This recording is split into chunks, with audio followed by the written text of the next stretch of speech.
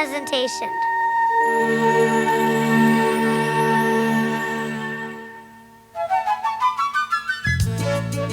The Magic Paw-Paw. Written and read by Michael York. Once upon a time, there were 3 small children. Alexandra was the eldest. She had long blonde hair and a beautiful smile. Richard, or Ricky as he was always called, was in the middle. He was darker and full of mischief. The youngest was Olivia, who was always known as Mousie, perhaps because she was the smallest and had a lovely squeaky laugh. The children lived in a big city where it was often cold and wet. One damp and foggy winter, they were taken by their parents for a vacation on a distant tropical island where the sun always shone brilliantly in a bright blue sky and it always seemed to be summer. They stayed by the sea in a charming house, shaded by swaying palm trees and cooled by the constant balmy breezes. Each morning, the children would be awakened early by the birds singing merrily and by the soft sound of the waves on the beach. The whole family met downstairs for breakfast. There was orange juice and cornflakes, toast and jam, the same as they were used to having at home. But one day, there was a surprise. Dawn, the cook, whose smile was as bright as the day, served them all something that the children had never seen before. It seemed to be a fruit, something like a pear cut in half, except it had a hole in the middle and was bright orange. "What?" said Ricky. "Is Squeaked Mousie. that?" Exclaimed Alexandra. "It's Paw-Paw," Replied Dawn. "It grows fresh and lovely in the garden." Ricky was the first to dig his spoon into the soft, juicy fruit.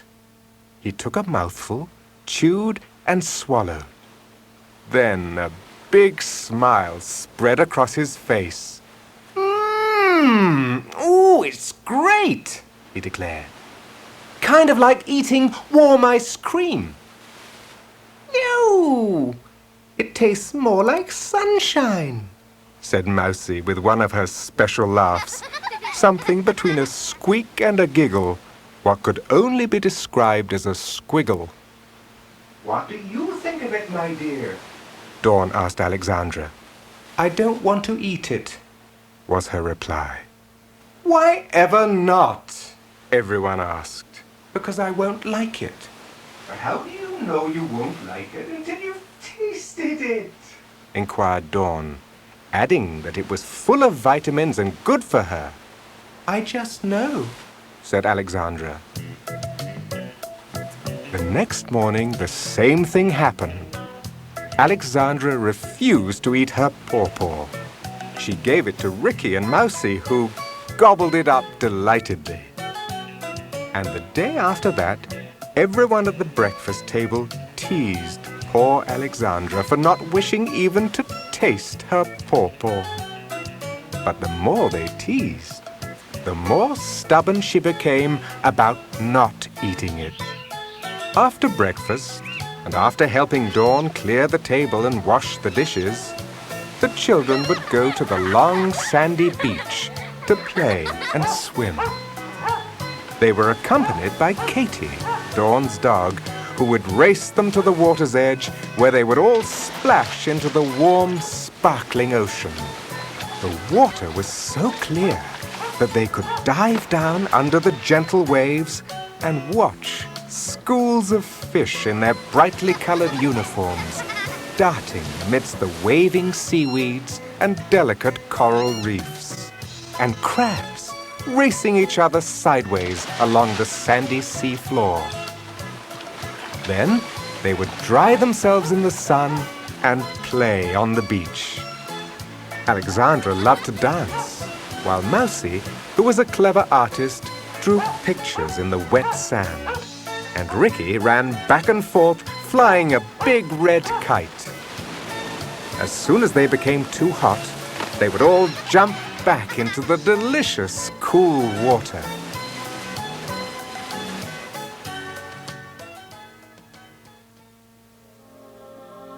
One day when they were swimming underwater, they noticed a crowd of crabs and an unusual number of fish gathered outside what seemed to be a cave in a rock.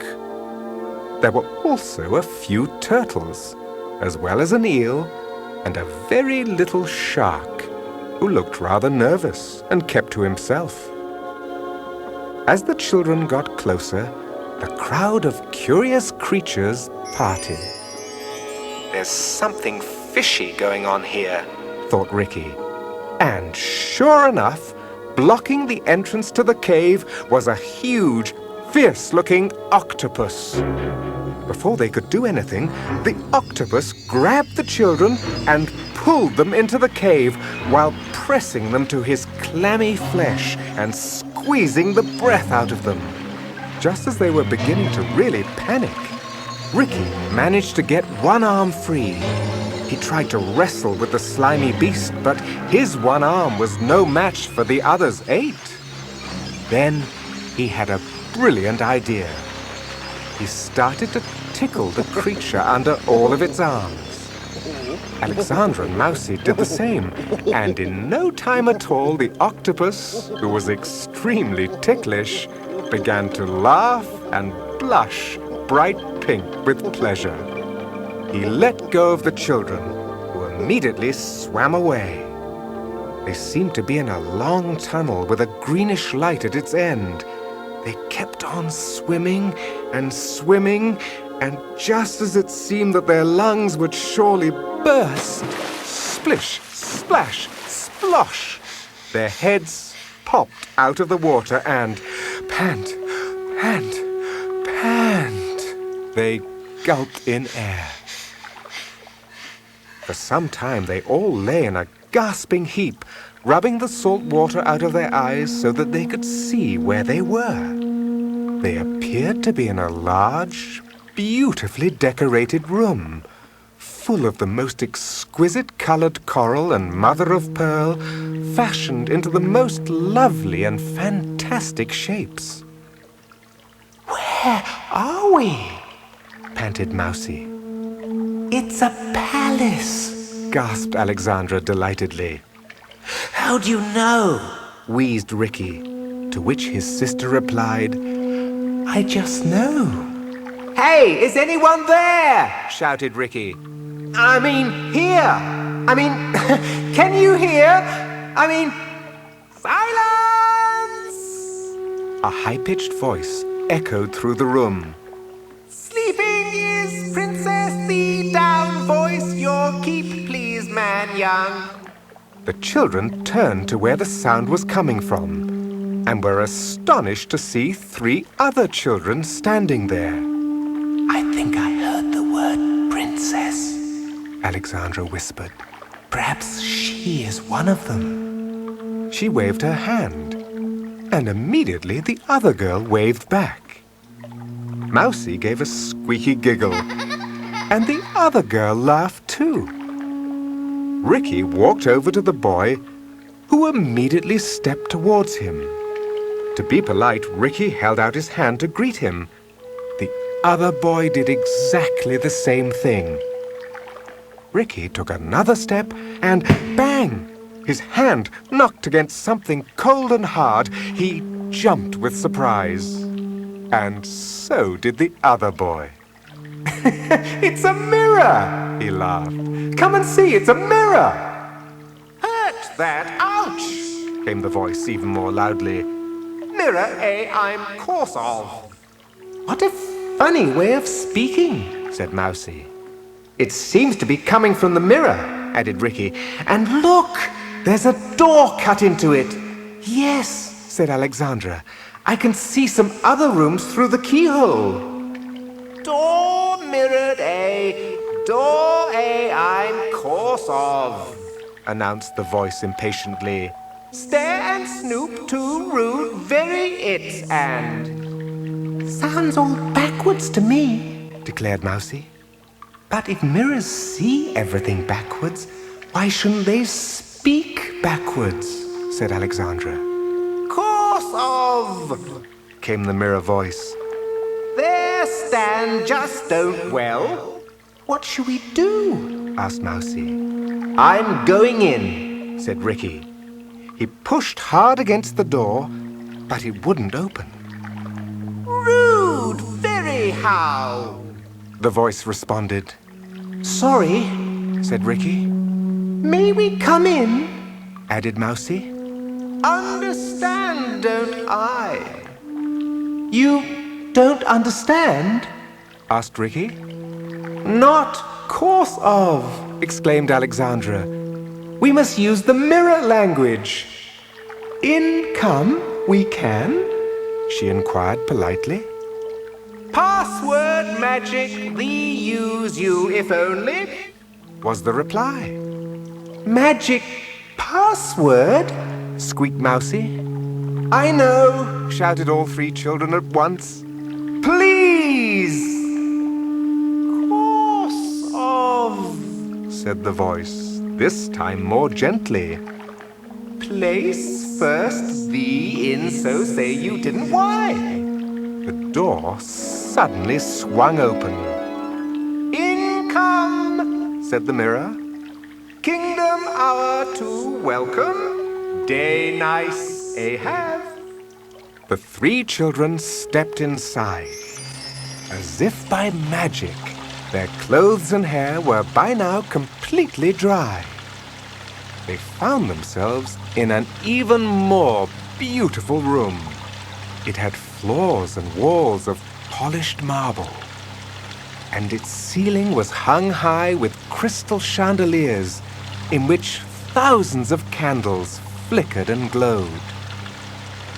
Fountains played along the shell-covered walls, and at the far end of the room, a great waterfall plunged into a huge golden basin in which some rather sad-looking mermaids swam. Suddenly, a large door at the far end of the room opened, and a white-haired old gentleman entered. He was dressed in a dark suit and wore shoes so shinily polished that they reflected candlelight as he walked towards them. "This must be the king," Ricky whispered to his sisters. To their astonishment, the man bowed low before them and, in a grave and polite voice, inquired, "You have brought some fruit?" Alexandra, who had played a princess in her school play and knew what was expected of her, made a deep curtsy and said, "I'm afraid I don't know what you mean, Your Majesty."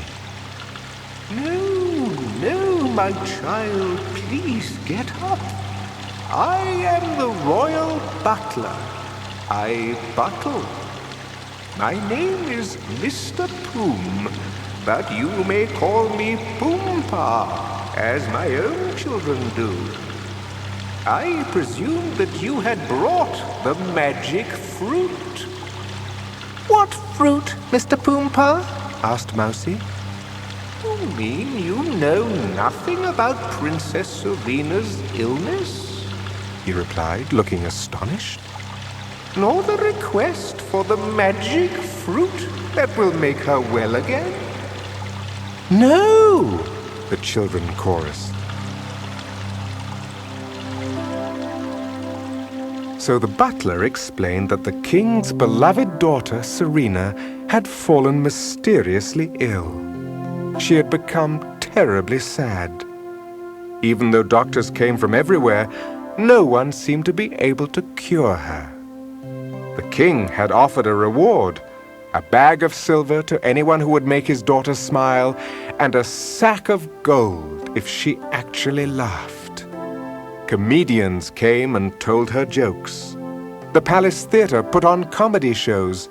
Someone even tried tickling her all over, but nothing could shake her from her sadness. King Henry and his beautiful queen, Patricia, became desperate. Eventually, a wise old woman called Morgan suddenly appeared and told them that the only cure for their daughter's illness was a magical golden fruit. "The name! The name! Give us its name!" the king cried in desperation. "I can't tell you that, for it has more than one name," said Morgan. "Then give us a clue," pleaded Queen Patricia. "I can give you 3 clues," replied the old lady with a smile. "Remember, its name begins with the letter P, and it's rich, and yet it's poor." Immediately, the king called his ambassadors around the world and asked for every fruit whose name began with a P to be presented to him. The King of Spain sent pomegranates and pineapples. The Queen of England sent pears and plums, and the President of the United States sent peaches and passion fruit. The princess tasted each one, but still she remained unhappy.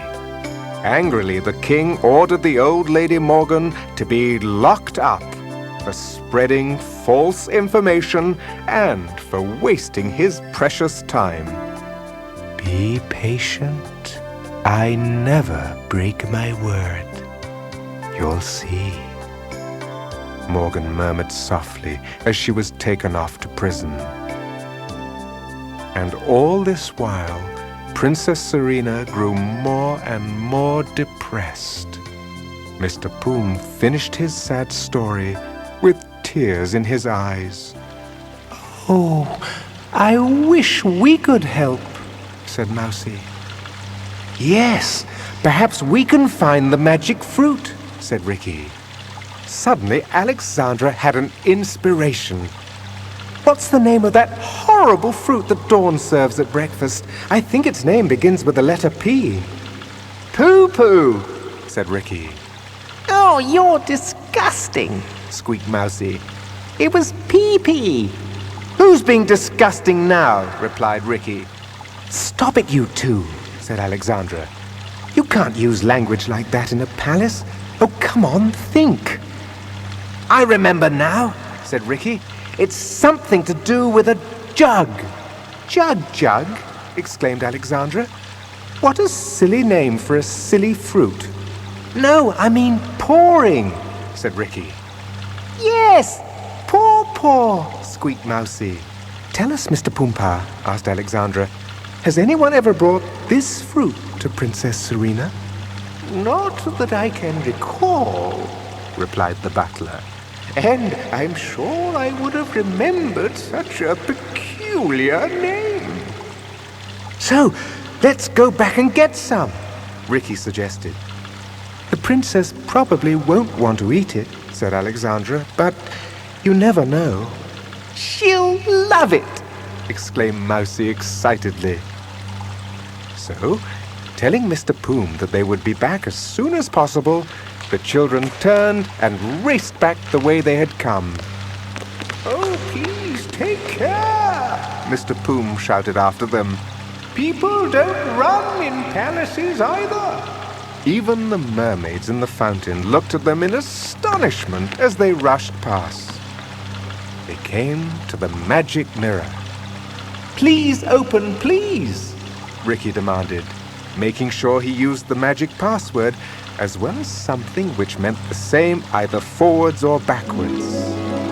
"Bet you," the mirror replied, swinging open. "Hurry, ASAP, in you are why."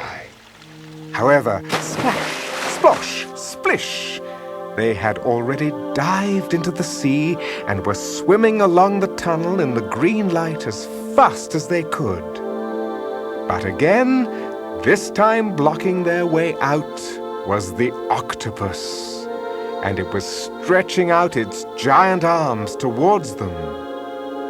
"He wants to be tickled again," the children thought. And so, tick, tick, tick, tick-a, tickle, tickle, tickle, all 3 of them repeated what they had done before. Instead of laughing, however, The octopus glared angrily, turned bright red with fury, and then grab, nab, catch, snatch, clutch, grapple, grasp, seized all three of them tightly around their waists, squeezing them hard. For this was a different octopus, and one with absolutely no sense of humor. It was behaving like a real octosourpuss. Soon the children were running out of breath. The harder they struggled to get free, the worse it became. Ricky became as red in the face as the octopus. Mousie was squeaking with fear, and Alexandra was swallowing seawater. Then it happened. The octopus's eyes opened wide in surprise, and it suddenly let go of the children. As they gratefully swam up to the surface, they saw that Katie, who had been doggy-paddling around anxiously looking for them, had come to their rescue by giving the creature a sharp nip. Wagging her tail underwater, she now followed them to the beach. For a time, all four of them lay out of breath on the hot sand. Then slowly, they picked themselves up and ran along the beach towards the house. "Dawn! Dawn!" they called as they came in sight. "We need some Paw-Paw for the princess." "Oh, goodness me, I can't understand a word you're saying," replied Dawn with a laugh. "Slow down." "Can," Ricky began. "We have," continued Mousie, "some Paw-Paw." Alexandra finished breathlessly. "But I thought you didn't like it," Dawn replied. "You must be really hungry." "No, not for her," said Mousie. "For the princess." "Ah, well, in that case, we must get some at once," said Dawn. "The biggest and the ripest and the most golden we can find." They all went into the kitchen, but despite looking all over, were unable to find a single Paw-Paw. "Well, that's strange," said Dawn. "There were plenty here this morning. Who could have taken them all? Let's see if we can find one in the garden." So they all rushed out into the sunshine, and Dawn pointed out the Paw-Paw tree. But all its fruit had been picked or eaten by the birds, who pecked greedily at the remaining pieces. "You'll just have to go and buy me some more," said Dawn. "Here's some money. Katie will take you there." "Store!" she said to the dog, who put her head to one side and, wagging her tail even harder, turned and raced through the door and down the path to the road. The children chased after her until Katie, barking excitedly, stopped at the door of a little store that sheltered in the shade of a large tree. Its sign read, "Mrs. Morgan, everything for your heart's desire." Inside, a sweet old lady sat behind a counter that was piled high with fruit of all kinds and of every color. "Please, may we have some Paw-Paw?" Ricky asked. "Oh, no," replied the old lady. "Why not?" inquired Mousie. "Because I've just sold the last one." "Oh, no!" exclaimed all three children at once. "But I do have some of this," the old lady continued, pointing at a large glass jar marked papaya. "Oh, that's no good," sighed Mousie. "We need a golden fruit, not candy," said Alexandra. "Yes, we really wanted some Paw-Paw," added Ricky. "But that's what this is," declared the old lady with a laugh. "Papaya is another name for Paw-Paw. And this is fruit, but dried. Here, Try some. You'll like it. I just know. It looks horrible, said Alexandra. Looks don't count. It's what you're made of that matters, replied the old lady. Ricky and Mousie each took a piece and popped it into their mouths. Katy also ate some, which made her tail wag even faster. But Alexandra only pretended to eat her piece, and without the others noticing, slipped it into her pocket. Yummy, she said with a smile. We told you. Exclaimed Mousie. It really is delicious. But Mr. Paw-Paw said magic fruit, said Ricky. I think we must still look for some fresh Paw-Paw. I know where we can find some, said Alexandra. Ricky and Mousie looked at her in astonishment. Their sister then explained that she had become so fed up with being teased for not eating her Paw-Paw at breakfast that morning that she had gone to the kitchen, taken all the Paw-Paws, and hidden them under her bed. So, that's why Dawn couldn't find any, said Mousie with a squiggle. Come on then, let's go, said Ricky. So, saying a quick goodbye and thank you to the old lady, the children rushed out of her store and back to the house. Here they are, said Alexandra, looking under her bed. But, surprise, surprise, all that she found was just one half-eaten fruit. Katy barked and then wagged her tail guiltily and was just about to gobble up the remaining piece of Paw-Paw when Ricky snatched it away. This will just have to do, he said. Come on, let's go. Why don't we cut it so that it looks good, suggested Alexandra. Is half a Paw-Paw called a paw? Asked Mousie. Oh, never mind, said Ricky. Come on, we must go. Dawn noticed them rushing through the door. So where are you off to now? Asked Dawn. The palace, replied Alexandra. Oh, yes, of course, said Dawn with a laugh. Give my regards to the king and queen. We will, if we meet them, said Mousie. Oh, come on, you two, said Ricky impatiently. If we go now, we can be back for lunch, and all this swimming and talking about food is making me extremely hungry.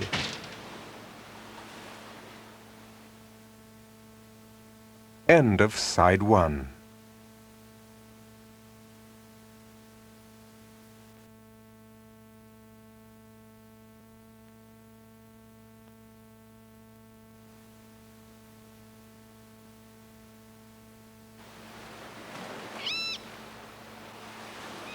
So, carefully carrying the fruit, the children raced down to the beach, led by Katy, who, before they could stop her, dived into the waves and started swimming underwater. This time she was not going to be left out. The children followed, and as they opened their eyes to find their way underwater, they saw a terrible sight. The octopus, who had now turned purple with fury, had seized and squeezed poor Katy in one of his long arms. The children rushed to the rescue, but before they could do anything, they too were grabbed by the bad-tempered beast. Its tentacles encircled their legs and arms, completely trapping them. What on earth, or rather, what underwater, were they to do now? Then, just as they were about to be carried off to the evil brute's lair, the other, kinder octopus swam up. When it saw what had happened, the happy smile vanished from its face. It rushed to the children's rescue and hit, punch, whack, knock, push, bash, shove, jab. It began to fight the unkind octopus. The two of them spat black ink all over each other as they scrapped. Then, something even more lucky occurred. In the middle of this wrestling match, the Paw-Paw was knocked out of Ricky's hand. The evil octopus, who was winning the fight, saw the bright orange fruit, seized it, and swallowed it in one gulp. And then a really very extraordinary thing happened. The beast turned from purple to red to a soft pink as it began to smile and then to laugh. The octosourpuss had turned into an octopussycat. Now wanting to help the children out, their new friend swam as fast as a rocket to the mouth of the cave and let go of all four of them at the entrance. Beaming with pleasure, the octopus shook hands with the other one he had just been fighting, and the two of them went off in search of other adventures, while Katy and the children swam down the tunnel towards the green light. Just when they thought they could go no further, they arrived once again in the beautiful room guarded by the talking mirror. Allowed dogs, no, came the same glassy voice. Please, please, please, shouted the children breathlessly. Woof, woof, woof, pleaded Katy. Then once this just, replied the mirror, opening its door. Feet and paws your wife to shore make and much very you thank, said Ricky. Fool! Fool! barked Katy. And there inside, waiting for them, was Mr. Poom. Have you brought it? Where's the fruit? he inquired eagerly. Oh, I'm sorry, said Ricky, but there's been a little accident. You mean you haven't anything? said Mr. Poom, beginning to look a little cross. Why then have you come back? I can paint you a picture of the fruit if you like, said Mousie. Will that do? I'll bring you some after breakfast tomorrow, said Ricky. There's no need, said Alexandra with a big smile. Here's some papaya. And reaching into her pocket, she took out the little piece of dried fruit that the old lady in the store had given her. I hope the princess will like it, even though it's not fresh. But it is golden, and its name does begin with the letter P. I'm not sure if it's magic, though. Well, the octopus certainly seemed to like it, said Ricky. So does our dog, giggled Mousie squeakily, as Katy growled guiltily. Mr. Poom snapped his fingers, and a footman appeared carrying an enormous crystal bowl. The butler put the tiny piece of fruit into it, where it looked even smaller. Ordering the children to follow him, he led them into the palace. Everything was magnificent. The furniture, the carpets, the pictures on the walls, except that all the people they met seemed very downcast and sad. They passed a building containing many huge pools of water in different colors. This is where we manufacture rainbows for the outside world, Mr. Poom announced. But the workers have been too sad to work.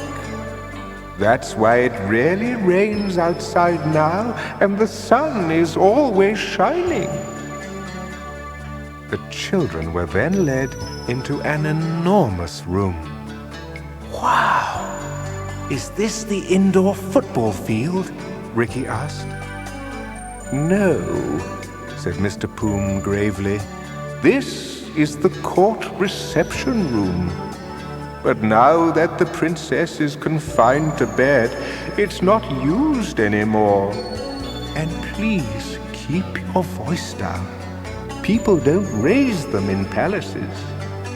They next came to an even bigger room, full of chairs set in rows and with a curtained stage at the far end. This must be the theatre, squeaked Mousie. Yes, replied Mr. Poom. But it's not used anymore either, now that the princess is unable to leave her room. They passed along a corridor lined with other people who looked even more unhappy. Some of the women and young children were even weeping. There were cats that caterwauled and dogs that slunk along with their tails tucked beneath their legs, who refused to respond to Katie's enthusiastic greetings. "It's no use having all these riches," Alexandra thought to herself, "if you're not happy." At the end of the corridor was a large door guarded by two sorrowful-looking soldiers, who jumped to attention as Mr. Poom and the children approached, then pulled open the massive carved door and let them in to a dark room. In the middle of it, lying on a golden bed, wearing a pink silken robe and a diamond tiara, was a pale but beautiful young girl. It was the princess.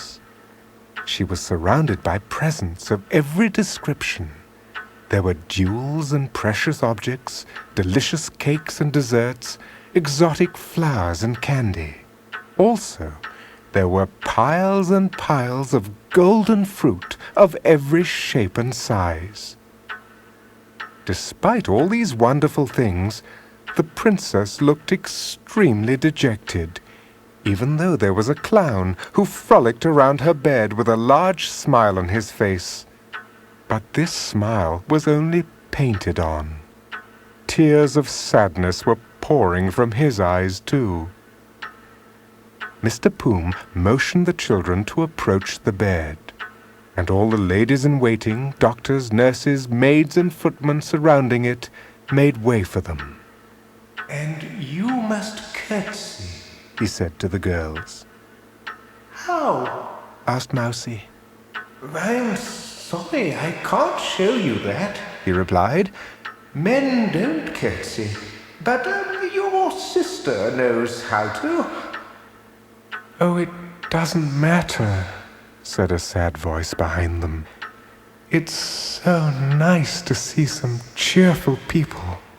"Your Royal Highness, these children have brought you this," said Mr. Poom, presenting the princess with the crystal dish. "It's called papaya," Ricky whispered. "But Dawn calls it Paw-Paw," squeaked Mousie. "Your Highness, may I ask you why you are so unhappy?" said Alexandra. "I can't help it," replied Princess Serena, a big tear running down her cheek. "Have you no one who loves you?" inquired Mousie.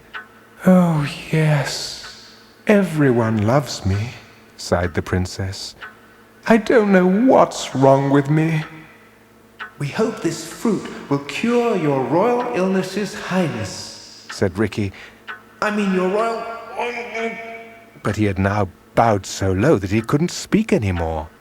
"What does it taste like?" the princess asked.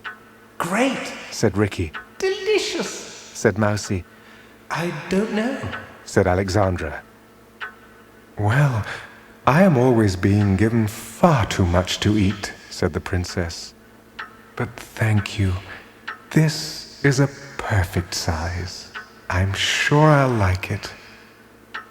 "How do you know?" asked Alexandra. "I just know," said the princess. And she popped the piece of Paw-Paw into her pretty mouth. The children looked at her in silence as she chewed. Even Katie stopped wagging her tail and gazed at the princess intently with her head on one side. The whole room became still. The princess swallowed. And then it happened. Suddenly, the corners of her mouth began to tremble and move upwards. Her lips began to part. "This is absolutely..." Everybody waited anxiously. "Absolutely delicious," she cried. Then came the sound that had not been heard in the palace for years. Laughter. The princess began to laugh so hard that she fell back onto her bed. All the people in the room clapped their hands with pleasure and laughed too. The smile on the clown's face grew even bigger, and he wiped away his tears. The palace orchestra that had sat around for so long with nothing to do picked up their dusty instruments and played the national anthem. The room was full of happy sounds. Suddenly, there was another, louder sound, that of feet pounding quickly along the corridor outside. Then the door was flung open with a crash. It was the king. He stood there for a few moments, shaking with anger, and then shouted at the top of his voice, "How dare you make all this noise at this sad time?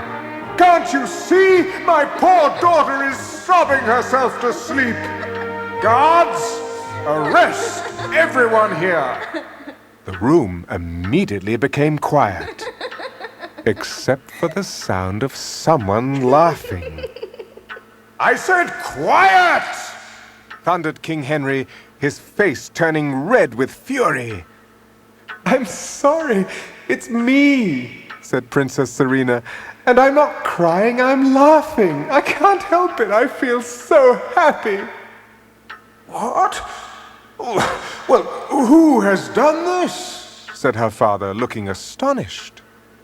"A Paw-Paw, Paw-Paw," said the princess. "I mean, a Paw-Paw, Papa." This only made her laugh harder. "It's a delicious golden fruit, and it was a present from these children here." "Why, this is wonderful!" exclaimed the king, beginning to smile too. "Thank you," he said, turning to Ricky, Mousie, and Alexandra, "for making me the merriest of monarchs and the most grateful father in the whole world." Mr. Poom introduced him to the children. King Henry then kissed the two girls and shook Ricky's hand warmly. "Now you must take your reward of gold and silver. Butler, bring some here at once." But before Mr. Poom could leave the room, Alexandra spoke up. "Thank you, Your Majesty," she said, "but we cannot possibly accept such riches." "We can't?" squeaked Mousie. "Why not?" asked Ricky. "Because we don't really need them," replied Alexandra. "We would prefer you to use them to make sure that every child in your kingdom has enough to eat and lots of holidays so that no one is ever sad again, ever." "Of course, my dears, anything you ask," said Queen Patricia, who had by now joined her husband in the room. "You have done a noble deed." "Indeed," said King Henry. "So at least let me make you members of our royal family." He duly pronounced them their Royal Highnesses Prince Ricky, Princess Alexandra, and Princess Mousie. The orchestra played a majestic tune, and Katie barked excitedly. "Oh, what about our dog, Katie, Your Royal Highness?" said Mousie. "She helped too." "Of course," said the king. "Henceforth, Katie will be known as Her Royal Lowness, Dogchess Catherine." Then, turning back to the children, he added, "Please accept a little souvenir of your visit here. Take anything you want. Pearls, diamonds, delicious cakes and desserts. One of my clowns, your own private guardsman." This time it was Mousie who shook her head and said, "Thank you, but we have everything we need." "Well, how about something smaller?" said the Queen. And she handed each one of them a little golden spoon with the royal crest of the kingdom engraved on it. "Now you will remember us every time you eat." "Oh, and that reminds me," said the king. "I must make a royal proclamation and change the name of that magic fruit. Henceforth, it will be known not as Paw-Paw, but as Rich Rich." And perhaps in honor of you, my boy, said the Queen, putting her arm round Ricky, it could also be known as Ricky Ricky. And for those who prefer the name Papaya, added Princess Serena, why don't you call it Pap even higher? Splendid, said the King. Although I have never known of a fruit with so many names. Suddenly the Queen stopped smiling. So, that mysterious old Lady Morgan was right. It was a golden fruit that cured Serena, and one that is both poor and rich. Oh, my goodness, said King Henry with a gasp. Mr. Poom, fetch her from prison at once. A few moments later the butler returned, looking very puzzled. She's not there, Your Majesty, he announced. Of course not, said a voice, because I am right here. And standing beside them was a sweet, silver-haired lady. Where have I seen her before? Wondered Alexandra. You see, I kept my word, said Morgan. Your daughter has been under a spell, not one cast by some wicked witch, but one made by simple thoughtlessness. She was always given too much. In the end, nothing made her happy. The gift of these children here was the smallest she had ever received, but it was given with love and accepted with grace. And so, the spell has been broken. The king bowed before Morgan, kissed her hand, and apologized for not believing her. I want you to meet the prince and the princesses who brought this magic fruit, he told her. They have made my beloved daughter and me so happy. Oh, we have met before, haven't we, my dears? Said the old lady. We have? Squeaked Mousie. But where? Asked Ricky. I know, said Alexandra. How? Replied Mousie. I just know, said her sister. But did you know, said the old lady, that I can guarantee that whatever good wish you make will come true?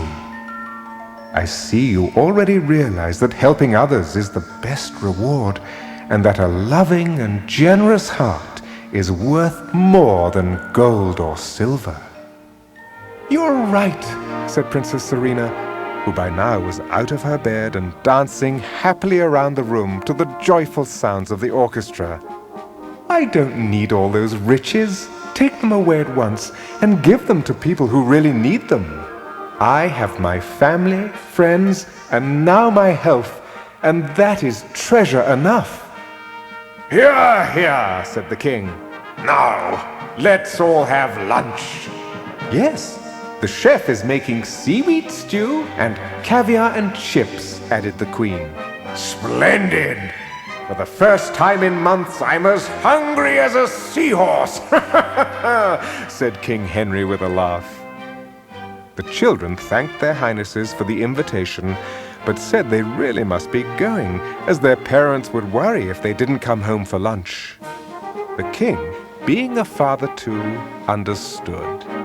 Of course, my dear children, but please, promise to come back and visit us again. And please, please, please, bring more of that delicious magic fruit, added Princess Serena with a radiant smile, but not too much. So the kings, queens, princes, and princesses said their farewells.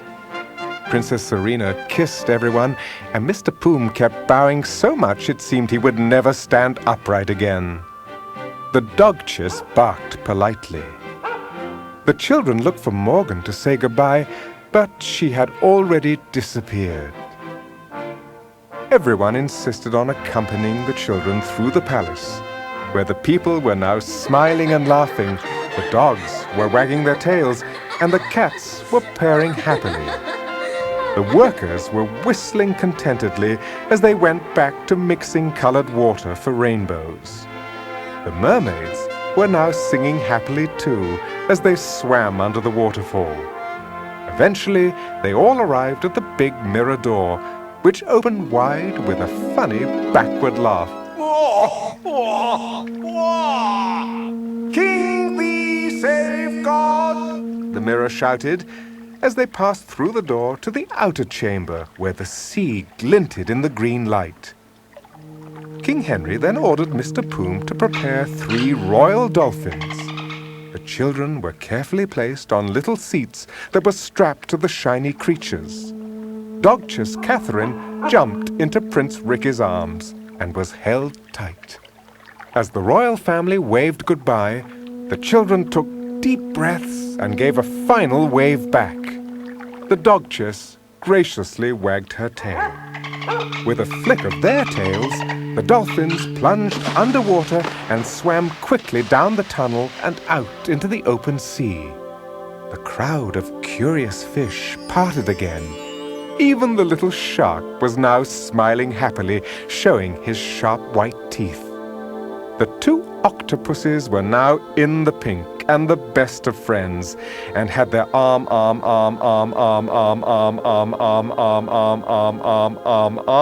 round each other. They separated to wave, wave, wave, wave, wave, wave, wave, wave, wave, wave, wave, wave, wave, wave, wave their new friends goodbye. Quickly, the dolphins swam to the surface, where a beautiful big rainbow now stretched across the horizon. In no time at all, they had arrived at the shore, where in the distance the children could see Dawn looking anxiously for them and shouting their names. The Dogchess was now too proud to bark, so Prince Ricky yelled, "We're here!" Unsnapping their safety belts, the children jumped down onto the beach. They patted the dolphins who, with a wave of their tails, suddenly dived back into the ocean. Then all 3 shiny creatures jumped up together into the air in a big leap and then splashed down again and were finally gone. Where have you been? Asked Dawn. Lunch is ready. "Been, have we?" replied Ricky with a laugh. Alice Royal me too. Mousie added with a giggle. "Serena Princess visit too," said Alexandra with a smile. "Of course, the palace. I forgot," said Dawn. "I hope you remember to give my regards to the King and Queen."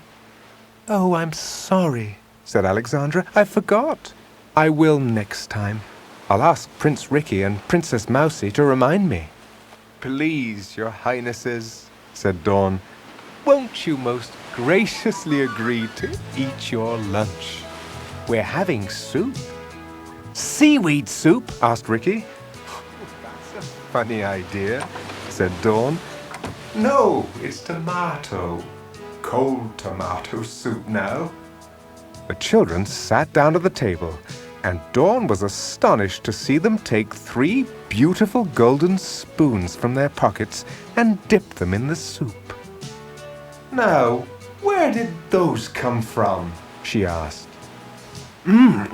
Oh, that's quite a story," said Ricky. "And I'm afraid I can't tell it right now, as I've always been told that I mustn't talk with my mouth full. But I can tell you that they're really for eating Ricky." "He means pap even higher," squiggled Mousie. "And rich too," laughed Alexandra. "You must have had too much sun," said Dawn. "What are you children talking about?" "Paw-Paw!" all 3 said at once. "Paw-Paw? What luck!" exclaimed Dawn. "That's what we're going to have for dessert. Mrs. Morgan was here just a moment ago and has brought me some from her store. They are the biggest, the best, and the juiciest I've ever seen. Now, Alexandra, you can finally taste some." "Oh, no," said Alexandra. "I'm a princess, and I can do just whatever I want.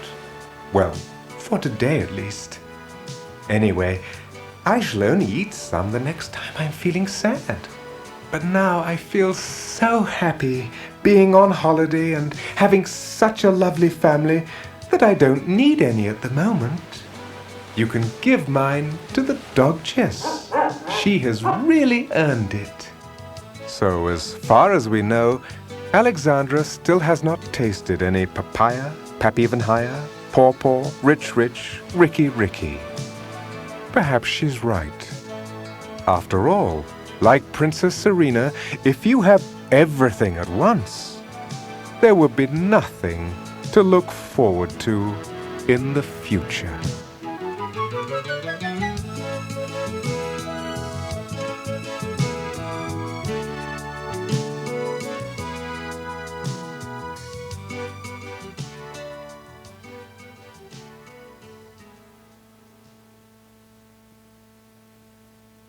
Copyright 1994, Dove Audio Incorporated. If you would like to receive a Dove Kids or Dove Audio catalog, please call 1-800-328-3683 or 1-800-328-DOVE.